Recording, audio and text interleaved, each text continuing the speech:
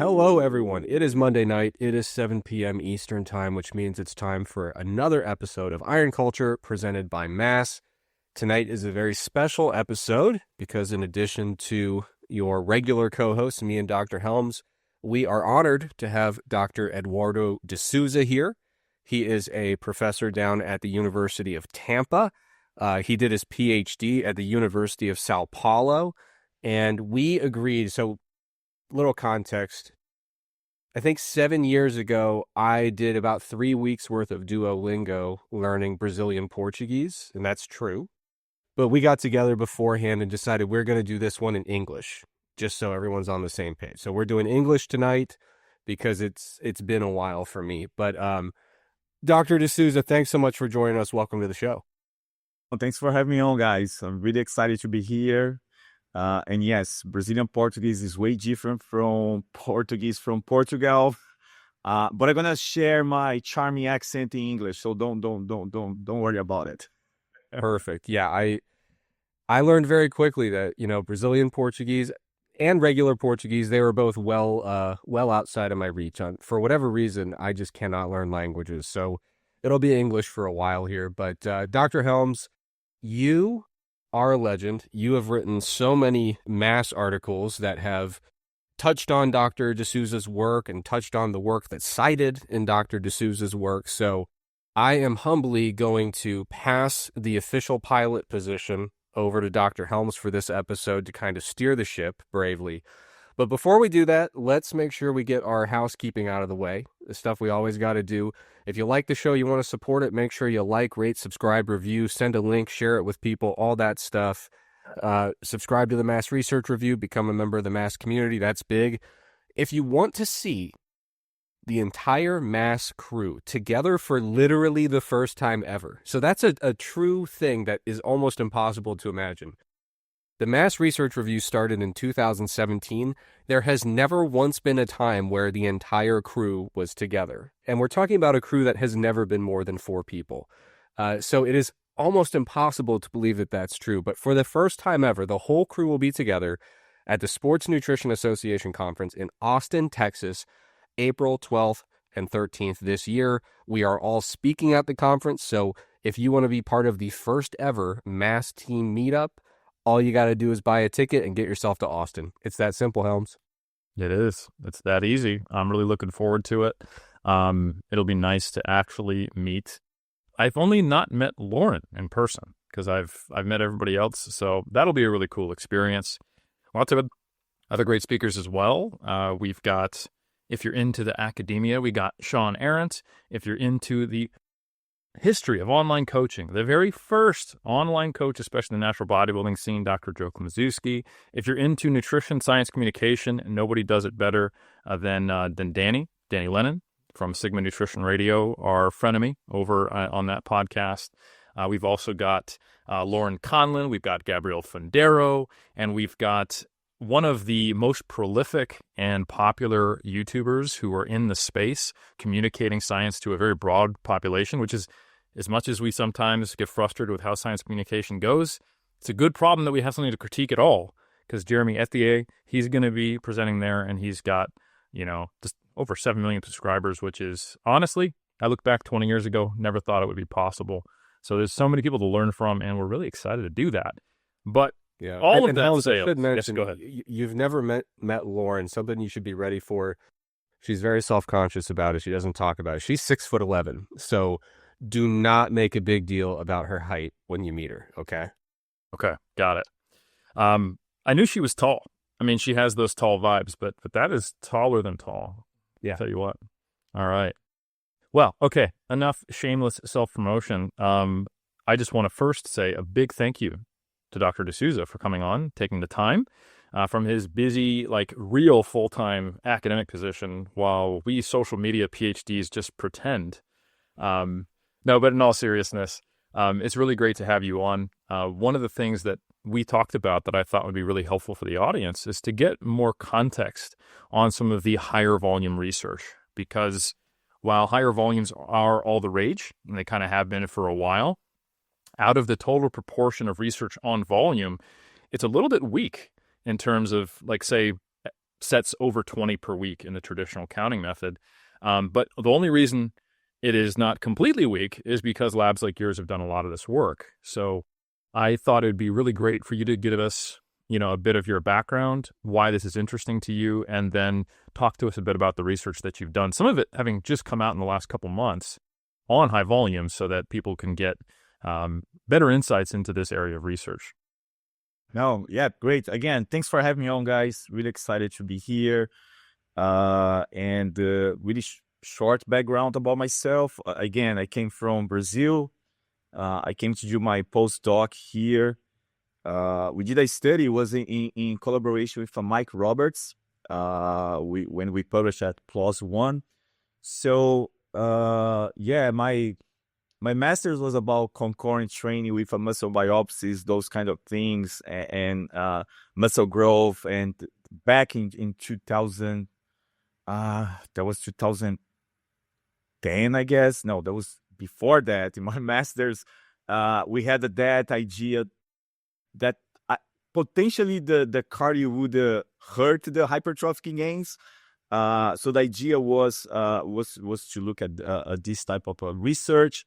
So after that, doing my PhD, and something I shared on different podcasts I participated, the idea was to use a gold standard method for measuring hypertrophy, comparing no periodized with daily undulating periodization versus traditional periodization. And the main idea behind the project was looking at the sensitivity of anabolic signaling pathways. So each participant had 4 biopsies. We had a power outrage in São Paulo. I lost all the samples. That's the reason I only published my data. Yes, Trexler, that was, I cried, man. It was, because I remember going to my mentor's office in Carlos. I was doing data collection for 2 years, and like, Carlos, I'm done. I cannot do that anymore. Biopsies on the weekend, MRIs on the weekends, training participants. So, but the idea would be so cool. Would be like different training load scheme affect anabolic signaling pathway. So we had like a baseline, acute, and acute chronic biopsy. So it was 4 biopsies. So again, I always was into the resistance training. I always ask myself, like, why am I studying hypertrophy? It's like it's something that we still have so much unknowns about it, and that challenging. Like, I have the feeling sometimes I think we still, not being dramatic, I think we are scratching the surface still when it comes to hypertrophy. Everybody knows about it. It's a very interesting subject to study. So, and yeah, once I finished my grad school, so I came here. The plan was to stay 1 year in Tampa.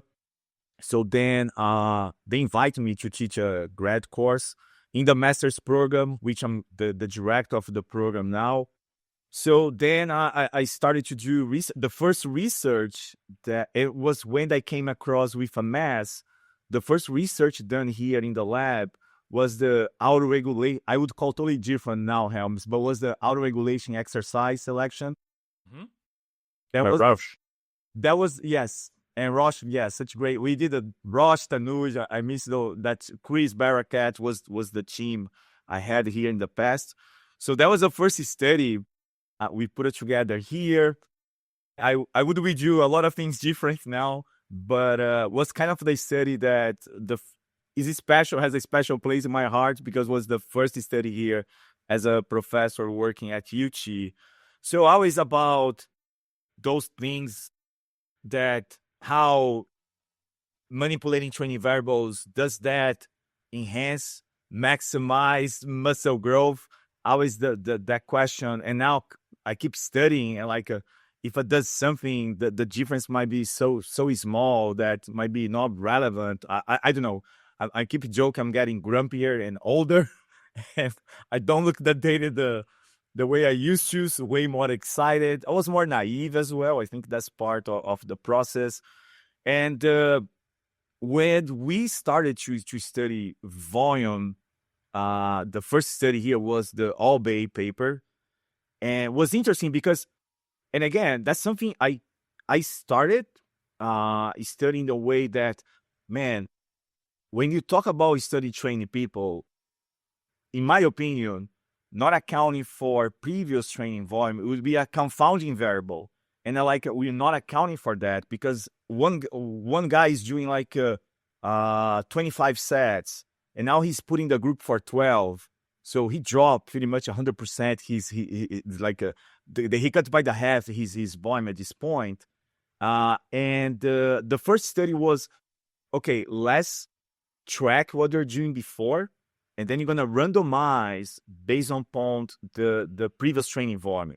The idea for that project always was everybody gonna start from the same start line, so the baseline volume is gonna be the same for everybody. And we knew the problem would be the guys reducing their previous volume would be a secondary project, which was the Barshun, the Andrews Barshun paper we published last December. The idea was, okay, let's account for the previous training volume in two different ways. So the first one was about randomized people based upon the previous training volume. So if you look between the groups, 12, 18, 24, they all have an average on 12 weeks, 12 sets per week for quads. And meanwhile, while we were doing that paper, Scarpelli paper was published from my dear friend Clayton Libard. We are working together on a project. I can share a few things later. And then I talked to him like, man, that's just my second project. Is about now no one is gonna reduce the volume. They're gonna maintain. They're gonna increase 30% or 60%. Meanwhile, I met Tom Ennis and then Alison he invited me to, so how I got involved for the infamous 52 weekly sets paper. Alison invited me to be, that was his master project, and he published at Medicine Science, Sports Exercise. That's impressive for a master's project. Yeah. To actually do a long-term longitudinal trial, that's tough. When he invited me, and I told, literally like, kid, are you up to this challenge? That's a lot of work. And it's like, no, if you help me. And I talked to his mentor. So he invited me to be on his thesis committee. Then I made a few comments and like, hey, I'm doing here in this way. Let's try to account for previous volume in a different way so we can have a similar standardization between the labs. And then you can try to tackle the problem from different perspectives. So then Addison, what he does on the two projects is a washout period, which each individual reduces the previous training volume, followed by 2 weeks increase, kind of acclimatization with the training. Then they go for 12 weeks training. So just training, you talk about 16 weeks, so the 52 weekly sets. And the last one with the women, just for 2 weeks washout, 2 weeks acclimatization, plus 12 weeks. So that was the idea. Try to account for a potential confounding variable. And now I don't know if that confounding variable gets diluted to the lab effect and the high intensity they trained. Because again, when I look the Barshun's paper and like those guys doing on average 12, they grew substantial muscle size as well. But again, they were training such an effort level that probably they were not doing by themselves. So again, the idea is always try to understand muscle growth. That I keep studying the subject, and I have more questions now than 10 years ago. So that's how I got into hypertrophy research and interesting about volume. So we are doing one more project now. Is a retrospective study. We have so I submitted to European Congress. We have 175 participants. Wow. The idea, we have a data. It's not a meta study, but like I said, as we do the things in the very similar way, because we coordinate the efforts between the labs. Okay, let's look at variables that we did not present or use in statistical modeling, and try to see the data from a different perspective. Then Clayton, I had so the co-authors is me, Alison, his mentor, Clayton Libard, Scarpelli. So we started a conversation, was interesting, and now it became such a big monster. I don't recall who was the idea, but hey, let's see if even the study design changes the precision of the estimate, in this case, hypertrophy, because Clayton has so many intra-subject studies. So you also want to, besides accounting for these different weight studies in different ways, similar we do for a meta-analysis, we also want to see if the type of design might change the precision of the estimate. Again, the project keeps growing. I submitted such tiny parts for European Congress with interesting findings. But yeah, so I keep trying to answer the questions, and I don't know if I'd be too pretentious. I try to advance the field. That's what I'm trying to do. No, it's not pretentious. That's all of our jobs. And I think some of the things that I really appreciate about your content when you talk about it online is you emphasize things that I think, to our field's credit, Trex, and I hope you agree, are starting to become talked about because they're becoming increasingly relevant. And that is measurement error, sampling error or sampling variance, sample size, and statistical power. And in our last episode, we talked a lot about this in context to long muscle length training as well as protein. And I still think protein is probably the best example because there's so much contention around volume. There's so much contention around long muscle lengths, but everybody's on the protein train. It's just a question of how many cars are on that train. Are you buying the first class tickets? Are you hedging your bets closer to 1.5 grams per kilogram or closer to 2.5 like us crazy people? But the thing is, so few of the studies on protein actually show significant differences in favor of the higher protein groups. But we've got meta-analysis and regressions going back more than 5 years now that all seem to indicate, yeah, we've got this diminishing returns response relationship, higher protein intakes are better, but we're looking at a standardized effect that is small at best. And I think that's probably also what we're observing with the high volume research. And I think you've done a very good job of getting people to kind of pump the brakes a little bit and consider that just because technically, 20 plus sets might be better than say 10 or 15, the quantification of how much better, over what time course, and whether it's even something relevant for most populations. Now, for me, I get on stage naked and flex, and I call that a sport. So yeah, I'm willing to hedge my bets towards, harder work to get a lower return on investment. But I think for population level health and even just general athletes who only have so much time to train, hypertrophy is at best a mechanism to help them perform better.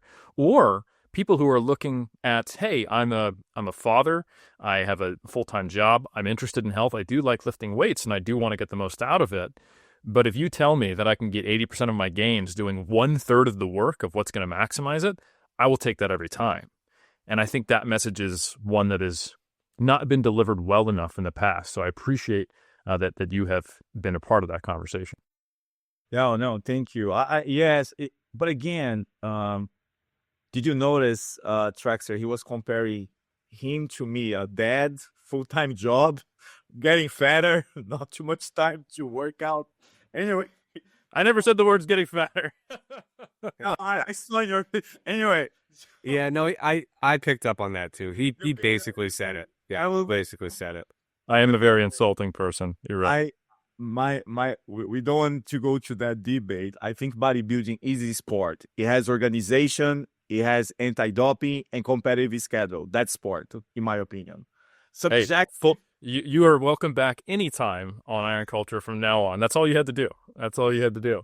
Of course, the criteria for evaluation very subjective and hell, but it is a sport. It has competitive schedule, anti-doping, for natural, right? It has organization. That's sport. But anyway, yes, for example, I can do several different measurements for hypertrophy, And I chose the simplest, the most simple, which is just draw a straight line.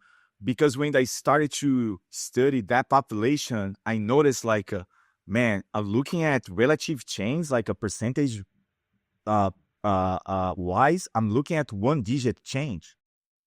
So I need to be very good. And my measurement, and that's something I take proud. I have reporting pictures from the measurements and measurement error from the last 10 years. I put the pictures, I report measurement error. And was something that for the last paper was, again, was one of the best reviews, the one that we published in Journal of Applied Physiology, was one of the best and strongest. I said that in another podcast, was the first time I had a review that made me study, and I love it. And is, again, is the longest limitation section I ever written in my life. And those limitations apply to 99% of studies in our field, but people keep holding back. Like, guys, we need to, if we talk about this, we can advance and make the things better. So, and when I did, like, again, power analysis, I never done before that study, because I was like, man, I knew I need way more participants I'm using here. I'm doing that for a while. I can play the G power game and make the reviewer happy. I can do that. Yeah. So then, what do I need to see a large effect, which we absolutely will not see? Just 10. Yeah. This is it. So yeah. And Trexler, we did the power analysis. I did a very robust power analysis for that effect size. And I published the paper mentioning I would need 300 people to detect significance. Yeah, no, to your point, what everyone does is they report a massive Cohen's F effect size in a field where no one has ever reported a Cohen's F effect size in the results. And they just say, yeah, we figured we'd see a massive effect and we needed 21 people. So yeah, there you go. We all know that. And again, I was so proud when I published that paper. Was I think was the most mature papers, probably because it's the last. Now is the second last because Allison came out. But from my lab, that's the last paper. And again, like, it's a very extensive limitation section. And also we pointed out, like, for this type of effect, which I think Max with James Steele work, pointed out we needed 300 people for, and again, but nobody talks about, let's talk about the elephant in the room, and then we can advance the field. So I started to not get mad, but like, we need to talk more about those things. And I feel bad because we know, right? Sometimes, like, you are in the podcast and was pointed out a few things about the meta regression from Josh, and people gonna use that to attack the guys. And when I talk about that, it's not personal. It's my perspective on the field. And then we can make people aware, and other researchers as well. And we together can make, again, I agree, I'm not that optimistic, but I think we are so much better placed compared to 10 years ago in research. We are reporting better. We still have a long way to go, but are reporting better. I think as a scientist, I think we are presenting better our projects. Yes, science communication, social media is a different thing, right? But I think we're doing better. But talk about sampling variance, talk about measurement error, talk about all those things that impact nearly every study in hypertrophy. It is important. And you and I have a different, I keep pointing out that we are doing meta studies with low quality RCTs. So, but I do think we can see some pattern with a meta analysis when they are well conducted. And I think I mentioned, for example, I love the meta regression. There are some choices I pointed out. I not saying I'm right, they're wrong, and vice versa. We as a scientist, we deal with scientific choices, and you got to justify them. But that work, I think the field would benefit from a methodological paper comparing the direct, indirect approach, why does it not fit the model, those kind of things, and then another paper with the actual outcomes. I think that would be a nice work for the field. again, analysis, they pretty much is an invitation to reflect on the field up to the point it was published. And then we can talk about where you can go, right? Absolutely. Yeah. And I'm glad, by the way, that you mentioned James Steele, because our last episode, Helms alluded to this. We were about 75 minutes into a chat about sampling variance and measurement error. And I thought to myself, this is devastating for our business, first of all. But second of all, this is basically now just a podcast for James Steele. And he actually messaged me the day after. He did listen. So we nailed it. We were going for an audience of one, and we got him. Got it. So I just wanted to let Helms know that at least one person enjoyed that episode. And unlike research, we actually sampled the entire population that we were looking to study. You're correct. So you actually brought up something that I think I do want to talk about.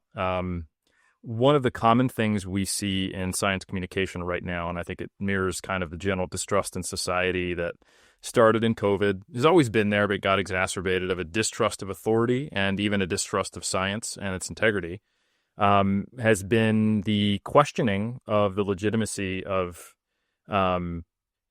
research findings online. And a common thing when something doesn't agree with someone's biases is that they apply a much higher level of skepticism, rigor, and critique to a paper that is contrary to their beliefs compared to something that aligns with it.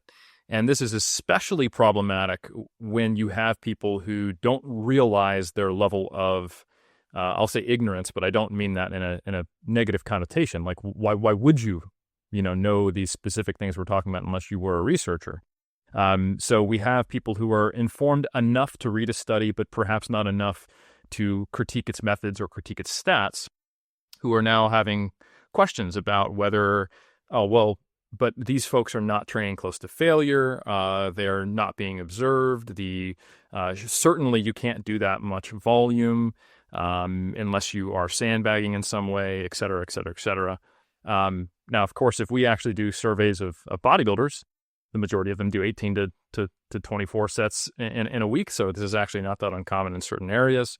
But I can understand why the typical person is going, oh, this is crazy to be doing twice that amount of volume.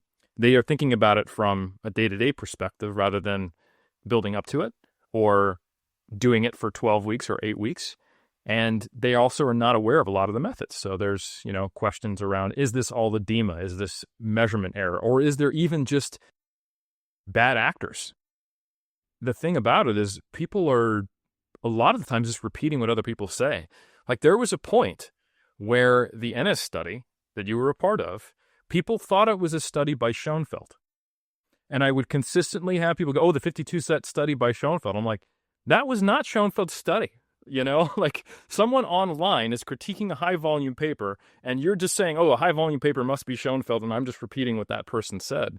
And I mean, that's the level of, and then it gets just endlessly repeated. And I had to correct people like, that's not a paper by it. And we even had a podcast episode saying why the 52-set study doesn't matter, which probably pissed you off. But the reason why we had, I need to listen to this one. The whole reason that we titled it that way was because people also get way too hung up on single studies and they're not following the overall trends in the research. And this was kind of this turning point where everyone went, oh my God, we can't even trust science because this study did it this way. So I guess what I want to ask you, Dr. De Souza, is as someone who has conducted or been a part of 4 or more such studies where people are doing in excess of 20 sets, talk to us about what's the participant experience like? How many people just go, thanks, but no thanks, participant information sheet back in your hands, I'm leaving? How many people drop out? How often do you think people are sandbagging the RIR target or the failure target? How much validity is there to some of the critiques of the lack of sustainability of this type of volume? Oh man, you touch on so many cool points, and your question is great. Yes, I think I got it. Why the 52 weekly sets doesn't matter, because again, we keep repeating that one study alone does not carry the weight to change practical applications, and we got to account for limitations. And again, and that goes back to another thing you mentioned, the selective criticisms we see, right? People, depends on the findings, and they are more critical, or they're gonna, undermine limitations, and that's what you're supposed to do. Was very interesting. I don't join those debates and comments, but I think was about the I think it was about the women study, and someone was criticizing using the Andrews Barshum paper from my lab to, like, you see, and like, but we have a people doing 40 sets in the 60 percent group, and also in the control, and they didn't have a more edema, they didn't grow more. So why? What you see, like, they're selective because quite often, we not talk about science, we talk about coach. We have the low volume coach, we have the high volume coach. And I think it's right. Like, I can talk about you, me. We are not preaching, hey, you got to do high volume is the best, or only do low volume. We're not preaching. We try to understand the interaction, the dose response relationship. That's what you're trying to do here.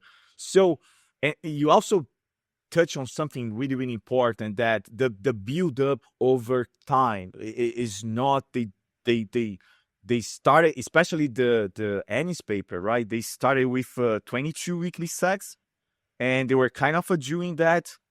For example, they were doing that at the previous study was close to that. Some people a little more, a little less, and then every other 2 weeks they were increasing 4 or 6 sets. And regardless the group, if you look the regression line for the volume progression, the first week's a little more steady, because yes, they got sore.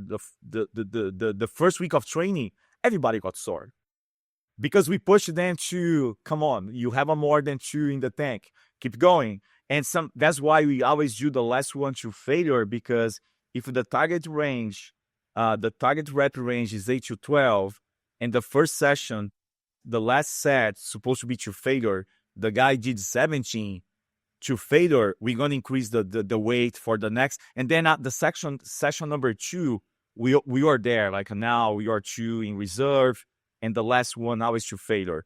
So again, they got sore the first training, the first week of training, naturally, because the level of effort, the way they were training before, but then they were building up.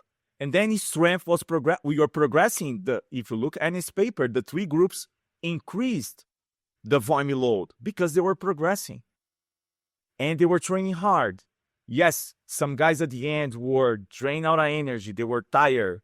They were saying very nice name to us. Sometimes you get to get that, right? They dropped the bath bomb in Portuguese all the time. But again, they progressed. They improved. And usually we have one research assistant or 2 by the participant pushing them to do what they're supposed to do.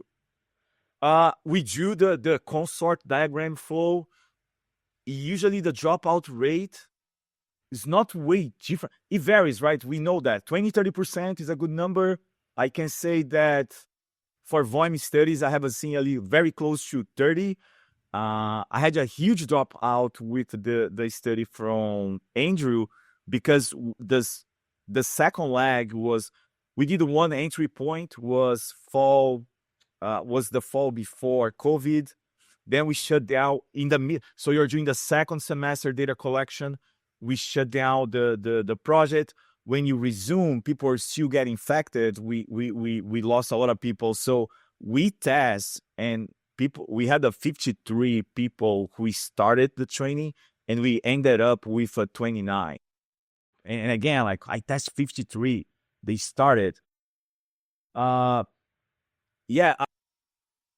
again, like, going back to the measurement error, with the term every entry data, I calculate measurement error for every semester we start data collection. I never like, oh, that's data, that's measurement error from my lab from 10 years ago and check it. No. Now the sleeping study, That's the second semester. We determine again measurement error for the things we're gonna measure. But yes, that thing about edema and it does not, again, we cannot completely dispute the edema, but what we know already is the opposite. It's very unlikely than likely that edema is gonna inflate. And again, that would be systematic across high volume studies, right? We would debunk repeated bout effect, forget about repeated bout effect. And paper from Damas, when they did the cluster analysis with, again, the best indirect, CK is an indirect measurement, which is so messy measurement. It varies all the time. You got a log transformation to be able to analyze. It's crazy. The best indirect measurement of damage is strength. If you have a damage, you cannot recruit fibers. And again, they improved. So the last progression took place about 17 weeks before we measured the hypertrophy for the 52 weekly sets. And the last progression, when they went from 46 to 52, I never do math in public. We'll talk about 12% increase, right? Is a 12% increase in trained people. Then they trained for 2 more weeks, and edema was there, right? Edema was a ghost present, inflating the measurement. Is again, the data tells otherwise, but goes back to the selective criticism with the when the research finding does not align for someone beliefs, because I talk about beliefs like is like a code, right? It's a low volume code, high volume code. I don't know if I answered everything you asked, but was No, that was great. so many things that very interesting, and yes, I think you touched on a lot of great things, and I think I love that people ask the question. I should say I love when people ask the question, could this be edema? I'm not a huge fan of, without any evidence, claiming that it must be edema because it doesn't comport with my prior beliefs. And that's what I've seen a lot of. And an example of that selective criticism is when we look at data that does show differences in muscle damage, most of it is training to failure or not to failure in relatively low to moderate protocols. And when we look at data that looks at the time course of recovery from that edema and how long it takes, there was actually a really cool study that Dr. Martin Ruffalo did as part of his PhD. And one of the things we did was we looked at a 48-hour and then a 6-day post-measurement in well-trained individuals doing individualized level of volume, many of them over 20 sets. And we saw almost perfect agreement between those 2 time points, indicating that, hey, if we need to wait longer than 6 days to actually start seeing hypertrophy go down, at that point, we're probably actually losing muscle. And furthermore, this doesn't just apply to high volume studies. You're basically saying, I don't like where research is going, so I want to throw out all research because that is a limitation that persists across the whole thing. And I tell you what, that's not an uncommon strategy. Once research starts to conflict with my ideas, I'm just going to poison the well. I'm going to say the researchers are bad actors. I'm going to say that there is systematic error and bias that invalidates everything. And whatever. Yeah. And the funny thing is, and Trex, you could speak to this, if that was the case, if there was a lot of research that was coming out that was truly false and manipulated and systematically skewed towards something, one of the other benefits of a properly done meta-analysis is we'd start to see some funky things in those sensitivity analyses. We'd start to see some things not looking right, and we would start to see effects that confounded things. But it's kind of harder to even make a dent if you are a bad actor these days, now that we are moving into some of these meta-science techniques that, like you said, there's critiques there, and we need to be improving the quality of RCTs that we are meta-analyzing in the first place. But that should pop up. Am I wrong, Trex, that at this point, now that we're doing these meta-studies, we would be also aware of when things really look contrary to the main findings? Yeah, I mean, and there's more than a couple metas out there where you say, hey, there's this one lab group that seems to have a lot of effect sizes above 3, and no one else is above 1. So that's weird.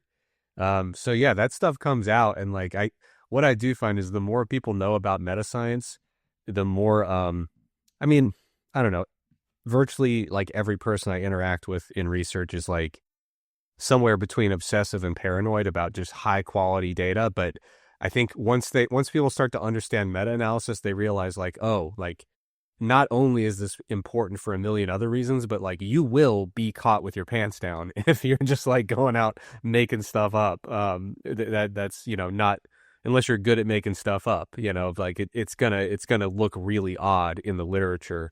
But yeah, I mean, these are the kind of things that that kind of kill me. Like any good scientist, so like Dr. De Souza, you measure a lot of hypertrophy, and hypertrophy is surprisingly not super simple to measure, you know? So Helms, you've been arguing on the internet in the comments for the last several days about, you know, we publish a meta regression about protein and fat-free mass.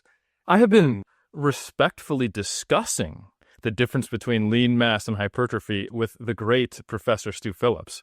So to be clear, in case he is listening, since we do know that people like Dr. Steele are talking, to be clear, hey, Yeah. Well, you've been in there. You've been calling people dummies and all that stuff. Not Stu, but other people. I see what you're doing on there. this has never happened, and you know it. No, I But didn't anyway, do that. Yeah, no. yeah, he probably should more. He should. Yeah, I Yeah. agree. I agree. Sometimes, not with Stu, but you know. No, But anyway, yeah. but no. So like, you know, when things are hard to measure as a scientist, like you have to acknowledge, like, listen, I don't think this is edema. I can't say for certain it's not. Here's the literature indicating why I don't believe that's really a plausible justification. Like, we could measure hypertrophy looking at muscle thickness, cross-sectional area, fiber, you know, cross-sectional area. You know, there's all these different ways to look at it.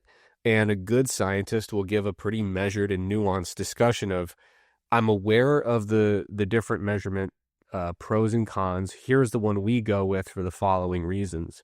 And, you know, this is something we go through. The work I do at Duke has a lot to do with exercise energy compensation. And we still have a really difficult time really nailing down exactly where these missing calories are going. You know, so we try to measure resting metabolic rate.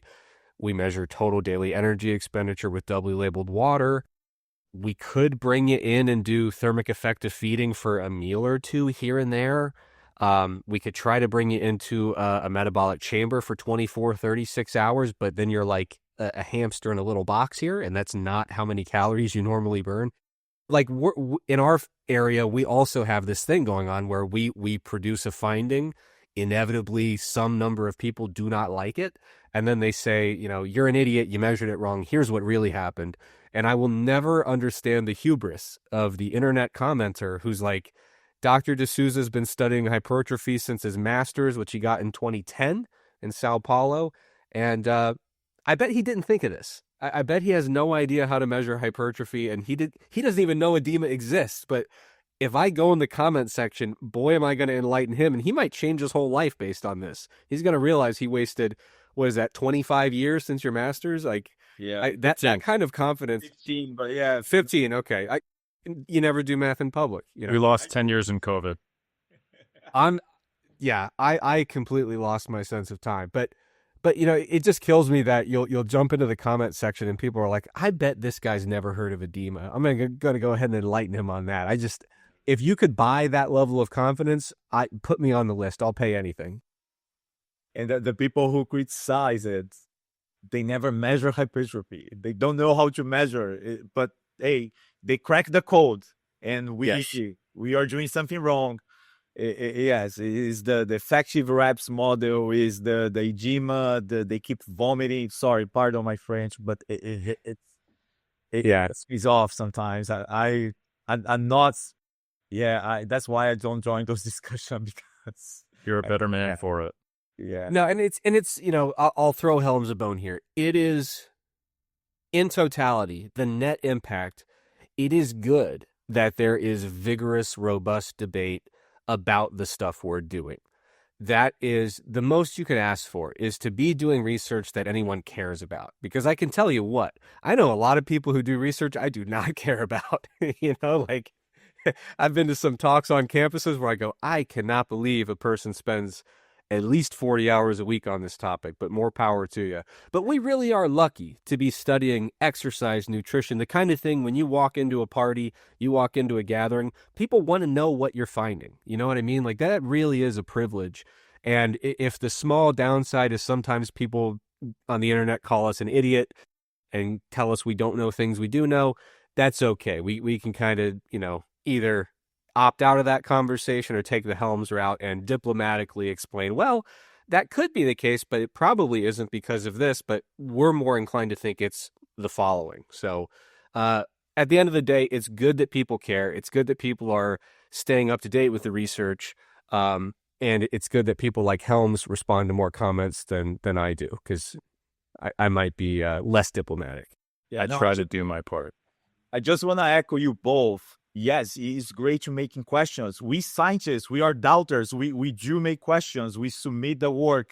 We get questions. We review others people's work. We make questions. That's totally fine. But like Eric said, right? The problem is like Helmut said, the problem is that people are making questions because it must be edema because I don't like the outcome of the study.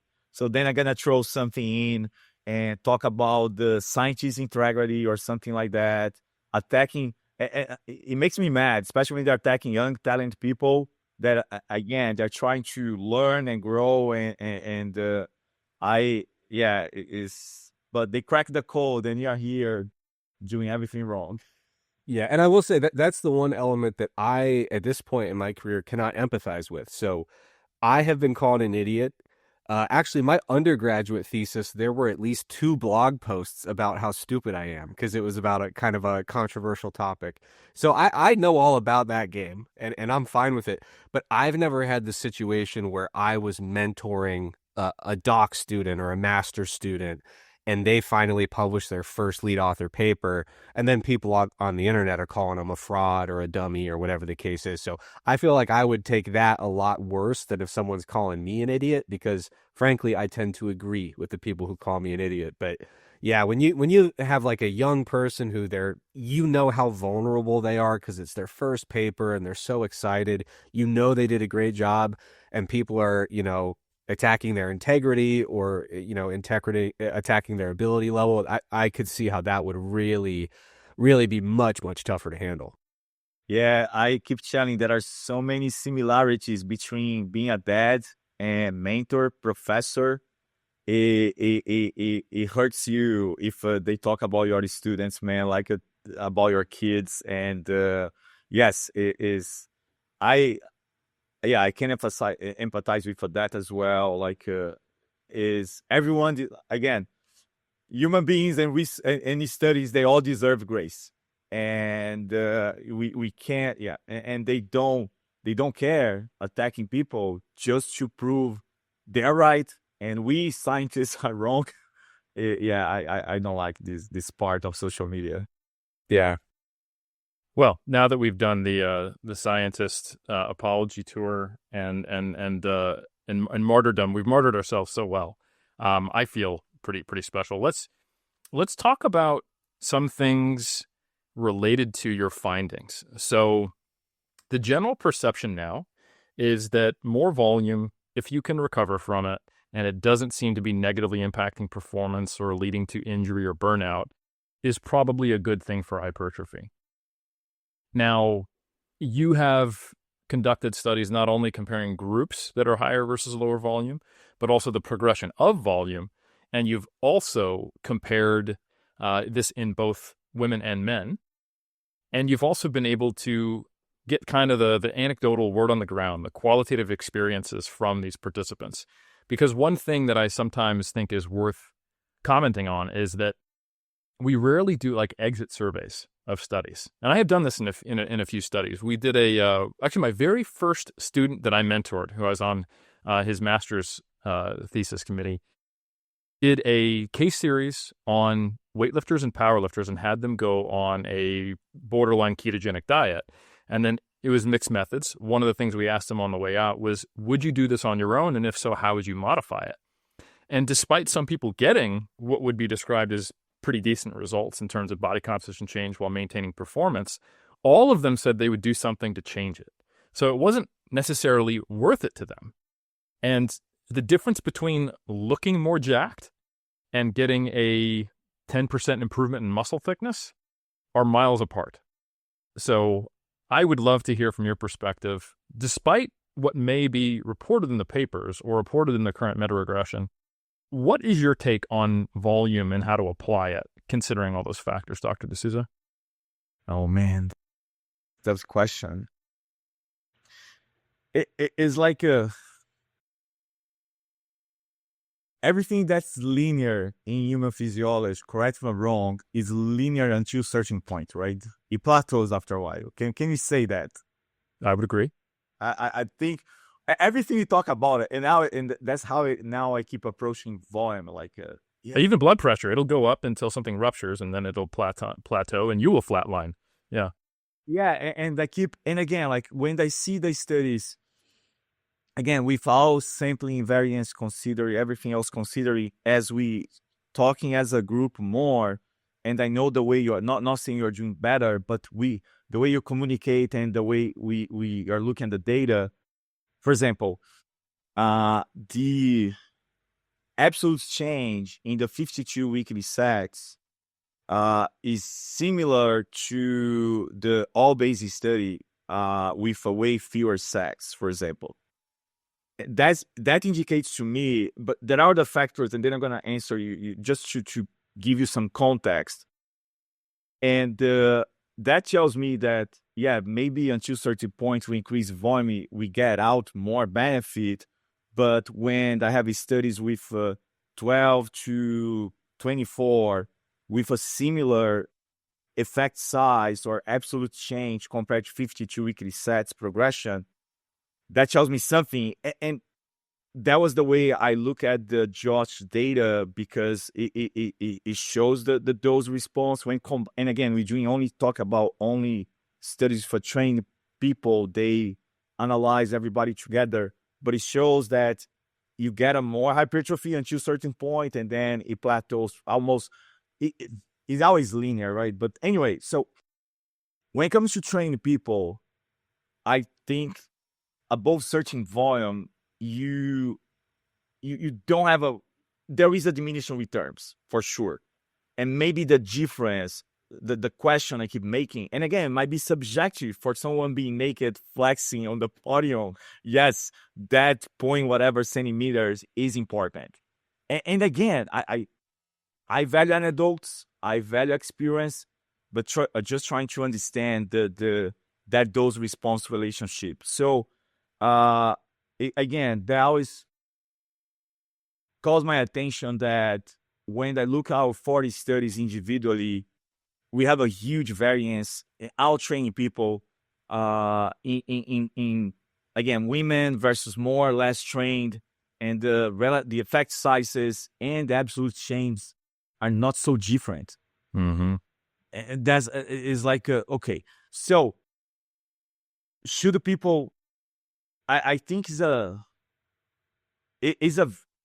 feasible option. Like if you have tried something, I think I would put some stock on. Okay, I have tried so many different approaches. Why not have a specialization phase for that durable muscle, whatever? That's our option. I keep telling like and I wanna touch on something that, my opinion, maybe come up with a design to try to understand that. But again, let's go back to the. So I think that when you look at those studies, like for example, Brigato and Schofield, they clearly show dose response. Right? They show more volume is better. When you look at the absolute, yes, Brad is the one that's a little higher, but it's still feasible in my opinion compared to effect sizes and absolute change. But those two guys they were weaker. If you look at 1 rep max body mass ratio, they they have a way lower compared to Anne's study, Albay, and Andrew Barshon. So does baseline strength impact? The data I'm presenting on European conference said something about it. And then like, should you start to think about that? That's a big question, right? Like how, and again, as I keep telling you, are scratching surface. We are holding everything constant and just manipulating weekly sets. What about the distribution, the volume allocation, the strength, the baseline strength? There are so many things we still not able to account for when we are studying volume. So, and again, when I look at Anne's study, the 52 weekly sets, the 1 rep max body mass ratio 1.7, Albay 2.05, Andrew 1.9 something, and the magnitude for those studies are smaller compared to some other studies with weaker counterparts. And if you look at, again, if you look at the moderator analysis with all the issues, we know all the issues for moderator analysis, yes. But if you want to look at from a more not subjective, I don't know if that's the right word, but when you compare the graph for everybody combined with trained individuals, it kind of aligns with my data. The effect gets smaller. Yeah. So now answer your question is, in my opinion, every study that comes out when it's well conducted does not prove someone is right or wrong, does not prove other study is wrong.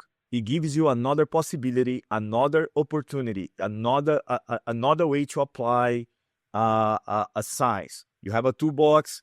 If I keep using that analogy, like each study when well conducted is a tool for your toolbox.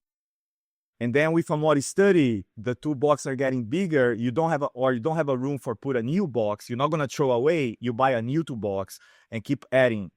So the studies give us perspectives, general possibilities. And I think based on the data, I would not say it's waste of time going high volume. I think it's an option there. My biggest question is when you talk about what is significant from what is relevant from a practical standpoint is where I keep because that's subjective. I agree, right? Your example for that 0.3 centimeters makes a difference for a competitive athlete. It's fine. But what about the cost benefit to get there and spend way more time for a dad like me with a full-time job? So I think is based on the studies we have, based on the data we have at this point, high volume, yes, it can be 1 or 2 in your box. I think it's worth it. And if I would apply high volumes intervention to myself, would be a slow progression rather than going from 10 weekly sets to 52, right? And some people do that. I think the data tells, and consider another big problem with our field, right? Studies are underpowered. Everybody knows that. Studies are very short, right? It's just a snap. It's a short snapshot from someone like how long have been training, Eric? 2 decades, right? Or 1.5, something like that. So again, I'm old. 2 decades. Because you look way younger than me, but anyway. So that's because I've been training for those 2 decades. Fortunately, yeah. I'm training for 2 decades. Come on, don't say that. Well, and I'm also maybe a little bit younger. So yeah. I've actually been training for over 2 decades as well, because I like got obsessed with lifting when I was 12. So my decade number is always going to be like, how does that work? But you don't get a lot of 12-year-olds who are like pounding the gym watching Arnold Schwarzenegger videos. But that's why we love you, Dr. Me. No, these are fantastic points, Dr. De Souza. And I think one thing I wanted to highlight out of what you said is the length of the studies as well as the difference between trained, quote unquote trained, and also untrained. Because untrained is clear, but trained is a huge spectrum from, last semester I started lifting weights and I barely meet the entry criteria for your study versus, and look at that, Trexler, volunteered for your study because he's on campus too, just working across the hall. And those people would both be in the same group, and they're going to get randomized to two different groups. And if it's a small sample size, here we go. So one of the things I think we always have to ask ourselves when interpreting research is, what should I expect? Or what do I expect with my current understanding of the data? And I think sometimes people look a little too dichotomously and kind of one versus the other when they think about trained versus untrained. And they think, oh, well, does that mean that trained people don't respond as well to high volume? And to channel my inner James Steele, no, it just means trained people don't respond. At least not in the 8 to 12 week time period we anticipate. Even when you do everything right and you stack the chips as well as you can, we're often looking at 50% of the change in terms of just the raw percentage change in many hypertrophy studies. And when you look at observational research on trained individuals, where they're not getting any potential benefit of the lab effect, the change in variables, and you think about the mind state that a trained person is in when they typically participate in this study, they're ready to go. Maybe they're coming off a deload. Most of the time, they're going to be like, no, things are going well right now. I'm not going to go to your lab and train, And I think those things probably do create a systematic difference. So I often ask myself, over what time frame do I think doing everything right, I would anticipate that the average quote-unquote well-trained person would have a measurable change in this outcome? And then I have to think back to, okay, then is this study going to capture it? And if it doesn't, that doesn't mean that there's no effect of the protocol. It just means that the effect size might be potentially too small for us to measure with the measurement error, which goes right back to why it's important to do these multi-site data collections to establish not only what is a significant change, but what is a measurable change, and then what might be a meaningful change, because those may be three distinct numbers. So those are all really, really good points. And I think I'm excited for the future because I don't think we're far off. Trex, imagine this, that instead of having just these meta-analyses and meta-regressions that come out that kind of tend to shift the perspective on things, that maybe like some other fields, we had these constantly updated meta-regressions where we had like grade level, like criteria to it, and there was a working group that would update them on a regular basis. So you could just cite the 2025 or 2026 or 2027 version, and we watch those uncertainty values shrink. I think we're not far off from that, and I think that's going to become easier and easier with code, and the availability of it. And now, because right now I do think if 3 more studies were published on volumes above, say, 25 sets, it could change. That some of the kind of the far right aspects of that meta regression, graph. And I'm not sure which way it'll go, but that's kind of the point. Yeah, I don't know if I'm quite as optimistic as you in the short term, but just generally you're not. Yeah. Well, that's true. No, I like the flavor of concept that you're putting out into the universe. To Dr. De Souza's point previously, like he mentioned, and I totally agree, our field is so much better at reporting our results than when I entered the field in like 2012. That's a lot of progress in a short time. But what it also means is that the vast majority of original studies going into these giant meta-analysis projects are very poorly reported. So I do think it's going to take some time, not just to like put together the infrastructure to make this type of like living kind of meta-analysis project. But I also do think, to be totally candid, we need probably another decade of putting our nose down and generating original data that is actually reported sufficiently, and or those data sets are made available, because that's also a trend that's picking up. So I like the vibe that you're putting out, but I think my time horizon's a little longer than yours, because I do think that there's literally decades worth of research that are reported so poorly that we really aren't going to be able to squeeze out nuance when there's just not enough nuance reported to really do that. But yeah, I do think, to Dr. De Souza's point, the field has really come along in a very short period of time. And so all that stuff is going to be on the menu and is going to be feasible in the near future.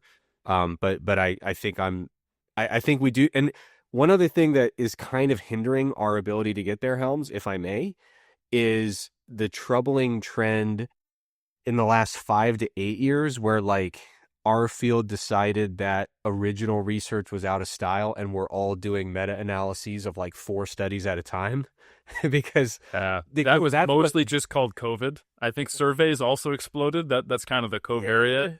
It was going on a little before COVID though. But anyway, we can get to the empirical data and figure out exactly how much we want to blame COVID. But I do think, like I said, we need to put our nose down, get to work, and generate original data that's clearly reported. And I think the more we do that, the closer we are to that future that you described, which we will get to. It's just a matter of how long it'll take.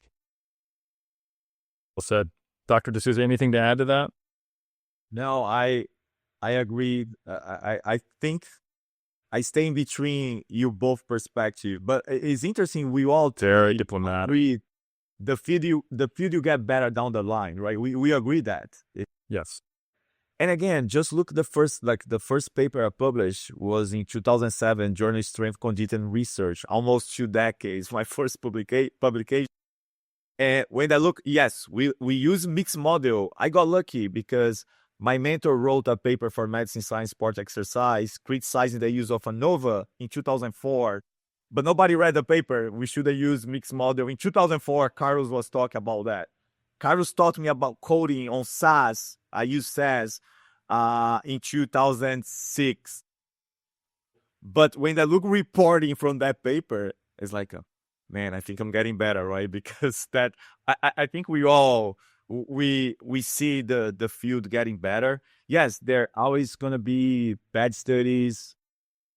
But again, I think we can catch those in the sensitivity analysis. I agree for that.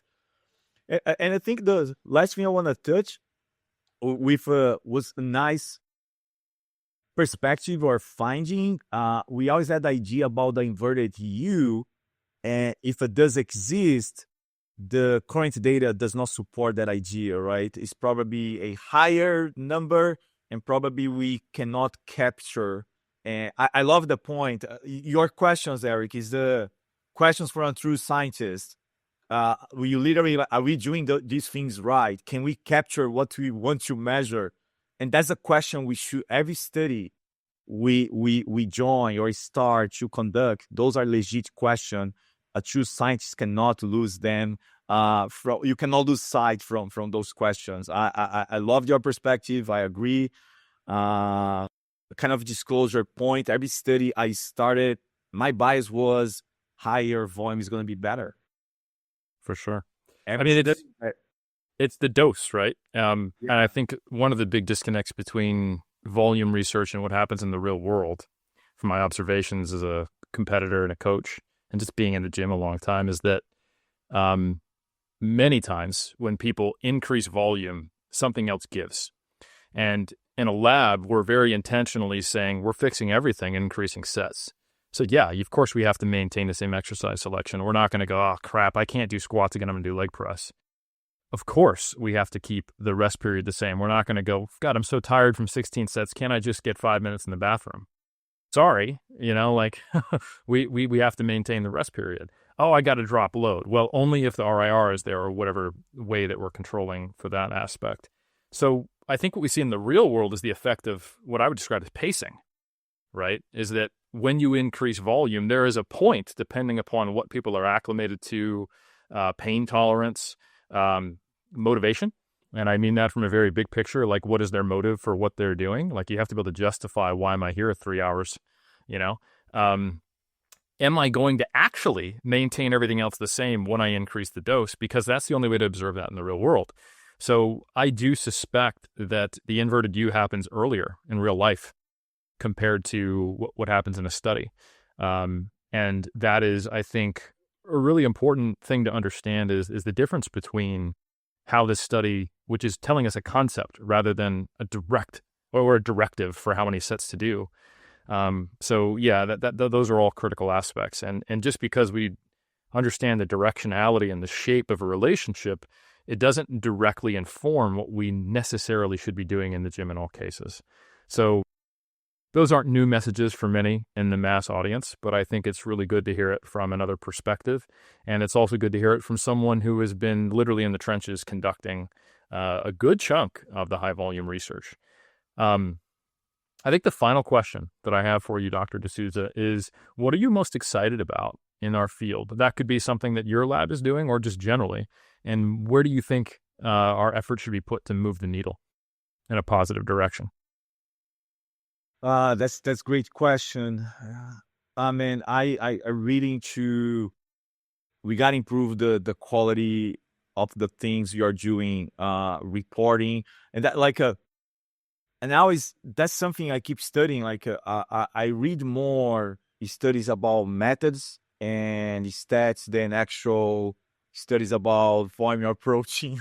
Sorry, so because that helps me more. I think become a better a better researcher. So I think that the self awareness of I want to see scientists more concerned and question themselves about, am I doing this right? Can I capture what I want to measure? Can the things you pointed out? So that's something that makes me excited because I see some young talents in our field. I don't want to be unfair with anyone. I'm not going to cite names, but I see like a young generation of scientists in our field kind of concerned about things we were not back, right? I see those guys where they're talking about such a young age. I'm like, man, I was so stupid when I was the same age. So we had a young generation that excites me big time. That see young talents concerned about methods, about quality. That makes me excited. I don't know if I'm excited about studying hypertrophy anymore. I got enough excitement for everybody in the room. Don't you worry about it. Yeah, so I am excited about a new project we're doing. Again, this big data with the multiple labs. I'm excited about it. Something you mentioned, and I made a challenge. I'm gonna make the same challenge again. I do agree we need to do more multi-centered studies. My lab is open. Count on me. Let's do it. My lab, everything I have in is open. So then we can advance and doesn't matter my position in the paper. I want to answer good questions and advance the field. This is it. So do you want to use it? Put in my name, whatever you think is appropriated, but let's do something between the labs. I think it's time to do that. It is, again, it's good thing about getting older at this point. I don't need to publish anymore. I'm not concerned about that. I don't concern about fame, money. What excites me is advancing the field for sure. I think that's done through improving methods and the way you're doing. Again, we are conducting the sleeping study. And what does that consist of? Huh? What does that consist of? Tell us about that. The idea was, so I think it was you. I think it was some of you was mentioned about transparency and also maybe submitting the RB proposal, because I might to change the things based on the data, because the initial idea was all the studies about sleeping artificially manipulate sleeping, right? They restrict people, and you don't know how long it takes for you to adapt for the restriction. And what we decided was, Carlos and I, with the students, we have like a bright young group. And okay, let's separate. It's a no randomized control trial. One part's a no randomized control trial. It separates short from normal sleepers. And the threshold was 5 hours. We kept everybody blinded. So during the study, we did not open the accelerometer data, whatever. My accelerometer does not track. I cannot track with like a sleeping phases, REM sleep, for example. But and the secondary question was, can exercise dosage mitigate a potential negative effect of poor sleeping? So it's a no randomized control trial with a within subject design, randomized 3 sets, 1 set per leg. Got it. So if you're not sleeping well enough, just do more training. That'll feel great. that was the idea. But why I might need to change is that I didn't get enough short sleepers. We ended up we started for 33. We ended up with a 27. We have a 10 more again, or 15 more.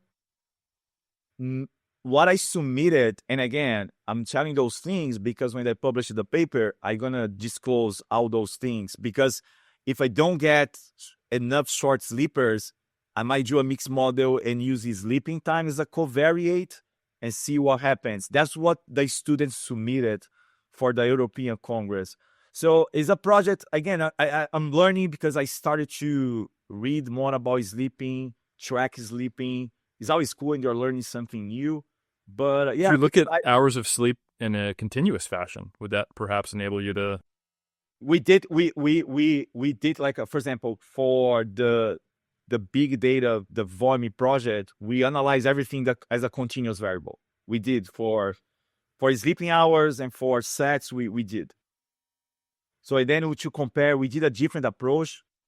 We did a Z transformation, and then you talk about units of a standard deviation change. The data, I can send over the abstract. The data is promised, like it's just a tiny part of the monster we are working on at this point.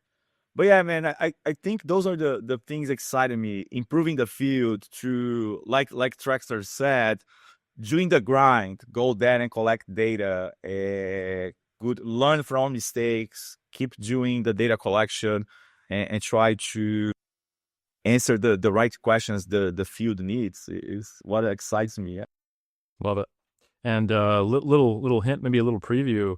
Do you think sleep matters as much as we think it does, or do you think it maybe is within a certain range? It doesn't make a big difference in the short term.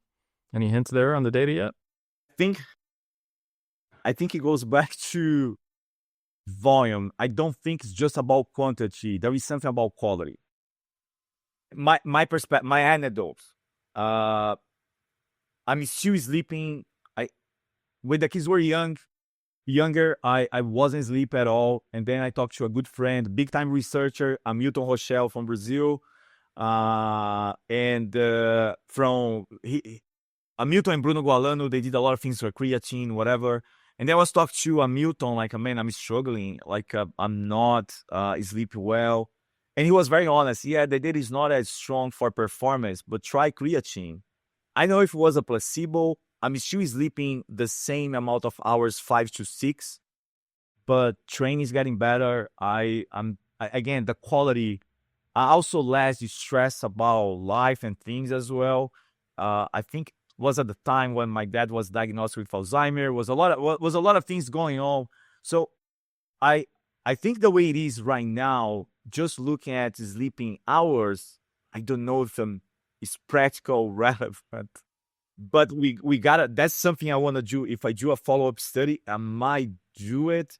It's gonna be able to track not just hours, but quality and maybe external factors as a potential confounding covariate. Like, can we have a survey as a stress or something? Yeah. Just having that. Like Bartholomew has data on number of perceived stressful events and the effect on strength. So because my perspective, Helm, is like if someone is sleeping 7 hours, not quality, stressed out about life, and so compare someone is sleeping 5, good nutrition, more relaxed in the different.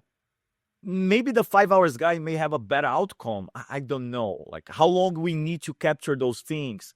I know it's cliche, but every study we start, we ended up with more questions, and that's where I am now. Like, I think there is something about quality we're not looking at yet. Yeah, and sleep is one of those interesting things. I was kind of down a sleep rabbit hole a while ago, and it's easy to say, oh, everyone's different, genetics, etc. But we actually know the genes that make a person able to really function optimally with 4 or 5 hours of sleep a night. Like, these people are among us, and we know the gene they carry, right? So that's one of the challenges with these studies, especially with small samples, is like, are your short sleepers the people who wanted to sleep more, and life got busy and they are just sacrificing 3 hours a night? Or are they the people who are going to be sleeping 5 hours a night no matter what? So that's one thing. And then another thing, we could even do Mendelian randomization on this if we wanted to. Should be able to, yeah.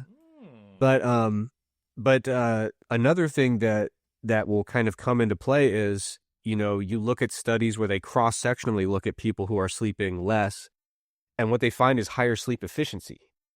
And so then you're like, well, okay, what is the trade-off there? How much can we really, if I am someone who should be getting 7.5 a night, and I cut that to 6, can I make up for that with better efficiency? Where's the line there? Where's the balance? And I think that gets directly to what you're referring to in terms of just that quality trade-off. And I know for me, when I'm exercising more, my sleep efficiency subjectively seems so much better. So I'm really intrigued to see what you find. Yeah, and I gonna use sleep efficiency.